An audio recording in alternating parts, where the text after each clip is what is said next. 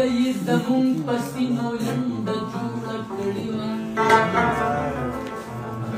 د خلکو جنت نه یوه منډه جوړه کړې وه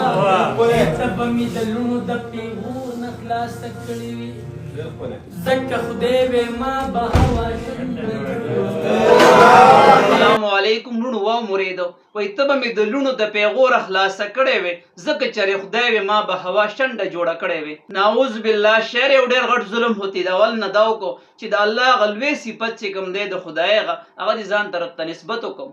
دویم نعوذ بالله ولی الله پاک چې کوم دی نو بې رحمه دی ظالم دی ولی الله پاک چې کوم دی نو په بیبي هوا باندې یا په زنانه ذات باندې ظلم کوي چې دی له اولاد ورکوي که نه ولی الله پاک ته د راتلونکي وخت د اوسنۍ زمانې د انسانانو د رویو پته نه وه چې په دې زمانه کې به خلک چې کوم دی نو خپلې بیبیانو سره داسې قسمه سلوک کوي هرګز هم نه ای بې وقوفه الله پاک چې کم کار هم کوي نو د هغه په کار کې لازمي حکمت وي چې په هغې حکمت باندې زما او ستا غوندې کم علم والا کسان نه پوهیږي مقصد چې د هر څه د روړه الفاظ دي کفریه دي